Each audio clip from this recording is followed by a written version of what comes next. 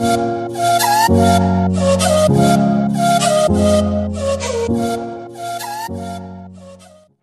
Friends, कैसे हैं आप सब। आई होप कि आप अच्छे हैं।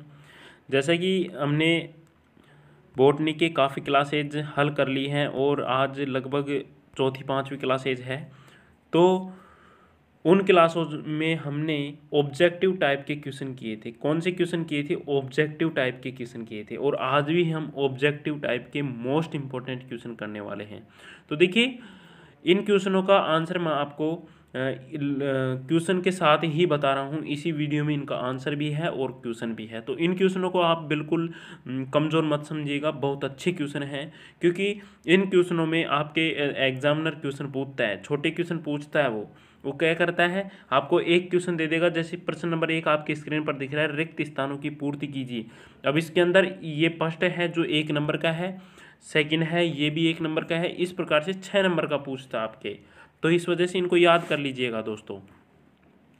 और मैं आपको बता दूं, अपने चैनल साइंस फाउंडेशन को आप सब्सक्राइब कर लीजिए, क्योंकि यहाँ पर फर्स्ट ईयर के अंदर आपकी एग्ज़ाम से पहले पहले पूरे सिलेबस को कवर करवा दिया जाएगा।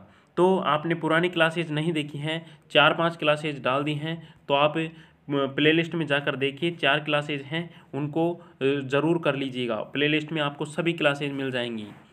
अब करते हैं स्टार्ट। तो आ जाइए, क्वेश्चन नंबर 1 है, रिक्त स्थानों की पूर्ति कीजिए। तो ये रिक्त स्थान है, इनकी हमको पूर्ति करना है। मोस्ट क्वेश्चन है। पहला है ट्रांसपोजोन की खोज।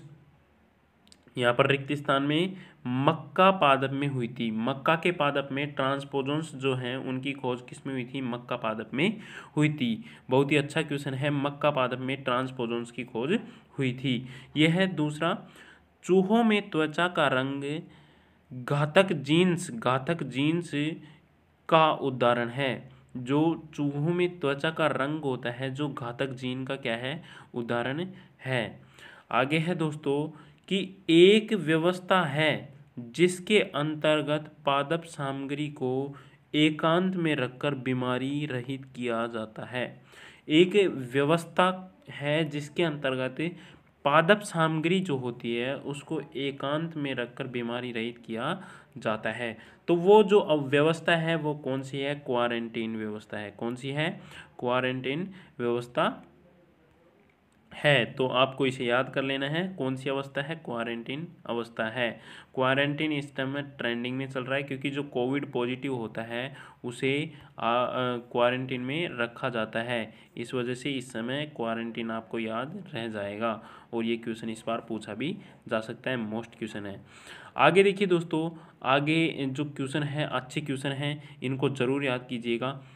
तो देखिए क्वेश्चन क्या है, निम्न को परिभाषित कीजिए। पहला है सहप्रभाविता, प्रबलता, उत्परिवर्तन।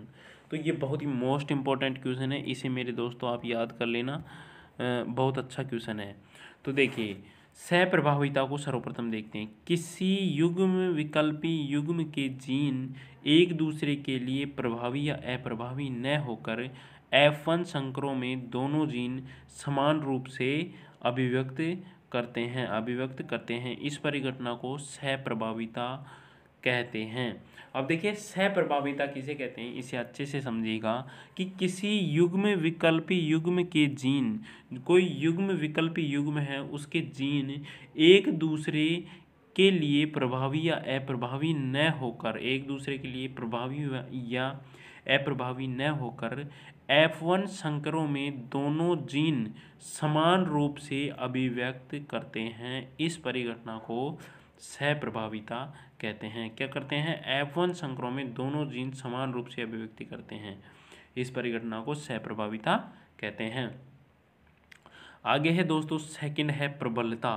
तो देखिए, प्रबलता है, इसे देखेंगे तो प्रबलता है, कभी कभी दो स्वतंत्र जीव के एक ही लक्षण को इस तरह प्रभावित करते हैं कि एक जीन दूसरे के प्रभाव को छिपा देता है।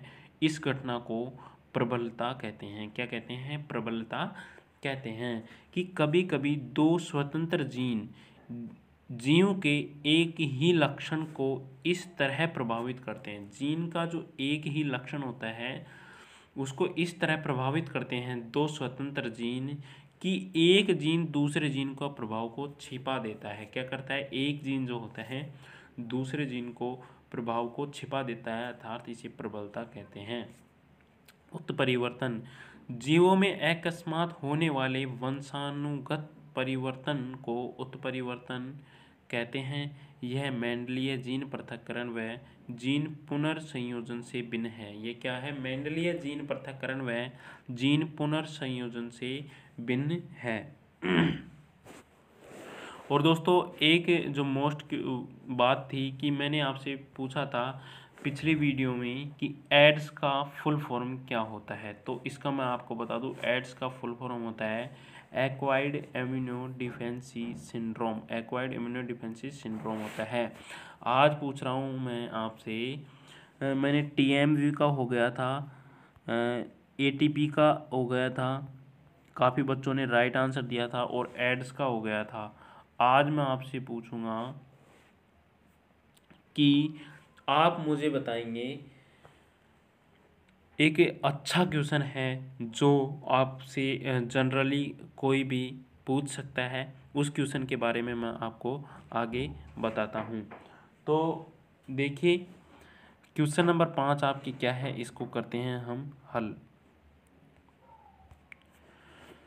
निम्न के संक्षेप में उत्तर दीजिए। देखिए 1/2 नंबर यहाँ पर जो फर्स्ट है इसका आपको आधा नंबर मिलेगा, और दूसरा है इसका भी आपको आधा नंबर मिलेगा। इस प्रकार से एग्जामिनर क्वेश्चन देते हैं कि सूक्ष्मदर्शी, देखिए सूक्ष्मदर्शी की विभेदन क्षमता क्या होती है। सूक्ष्मदर्शी द्वारा वस्तु की विस्तृत संरचना को स्पष्ट कर सकते हैं, करने की सामर्थ्य को विभेदन या विभेदन क्षमता कहते हैं। देखिए सूक्ष्मदर्शी जो होता है, जो बिल्कुल बारीक चीज़ या नगण्य चीज़ को भी हमको दिखा देती है, माइक्रो सूक्ष्मदर्शी के द्वारा से भी देख सकते हैं। अगला क्वेश्चन है, कोशिका सिद्धांत किसने प्रतिपादित किया था। तो ये बहुत ही मोस्ट और अच्छा क्वेश्चन है, हमने 12th क्लास में भी पढ़ा है। तो ये क्या था, मैथियास जेकेब स्लाइडेन एवं थियोडोर स्वान ने किया था। स्लाइडेन और स्वान ने किया था। तीसरा क्वेश्चन है, केंद्र काब को परिभाषित कीजिए। गुणसूत्र के डीएनए की आणविक संरचना को केंद्र काब कहते हैं। गुणसूत्र के डीएनए की आणविक जो संरचना होती है उसे क्या कहते हैं, केंद्राब कहते हैं। अब आगे देखिए यहाँ पर ये आपको दिख नहीं रहा, परंतु मैं बोल देता हूँ कि दोहरी झिल्ली युक्त दो कोशिकाओं के नाम बताइए। तो पहली है लाइसोसोम और दूसरी है माइटोकॉन्ड्रिया। दोहरी झिल्ली युक्त दो कोशिकाओं के नाम हो गए। अब देखिए 5 नंबर है कि गुणसूत्रों में पाए जाने वाले हिस्टोन प्रोटीन के नाम लिखिए। तो पहला है ऑर्जिनिन एवं लाइसिन। गुणसूत्रों में पाए जाने वाले हिस्टोन प्रोटीन कौन कौन से हैं, ऑर्जिनिन एवं लाइसिन। आगे देखिए दोस्तों, डीएनए लाइगेज एंजाइम का कार्य लिखिए। डीएनए जो लाइगेज एंजाइम है इसका कार्य है, डीएनए लाइगेज एंजाइम द्वारा ओकाजाकी खंडों को जोड़ा जाता है। क्या किया जाता है, डीएनए लाइगेज एंजाइम द्वारा ओकाजाकी खंडों को जोड़ा जाता है। आगे देखिए दोस्तों, अंतःप्रद्रव्य जालिका के दो कार्य लिखिए। तो अंतःप्रद्रव्य जालिका के दो कार्य आपको मैं यहाँ पर आगे देखना है। तो पहला कार्य आपका क्या है, यहाँ पर दे रखा है कि यांत्रिक आधार। पहला कार्य है यांत्रिक आधार और दूसरा है पदार्थों का विनिमय। क्या है, पदार्थों का विनिमय। तो देखिए दोस्तों ये आपके मोस्ट क्वेश्चन थे।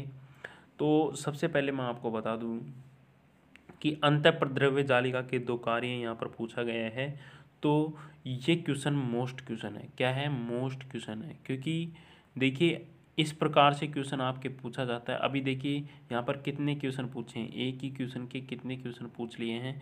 तो ये आधा आधा नंबर आपको इनका मिलेगा। देखिए यूनिवर्सिटी ऑफ राजस्थान के अंदर ये क्वेश्चन पूछा गया। यूनिवर्सिटी ऑफ राजस्थान 2014 में ये क्वेश्चन आया था।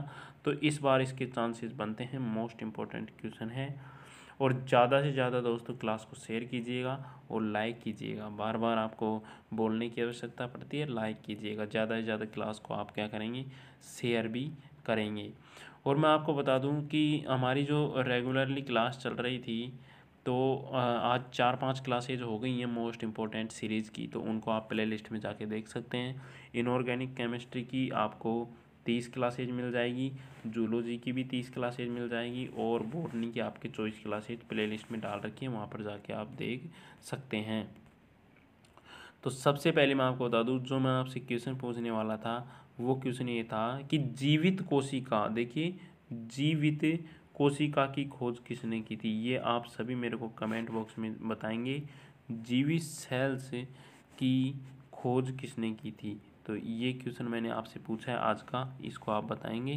देखते हैं कितने बच्चे राइट आंसर देते हैं और कितने रॉन्ग आंसर देते हैं। तो जय हिंद, मिलते हैं अगली क्लास में, तब तक के लिए वंदे मातरम, जय हिंद, धन्यवाद।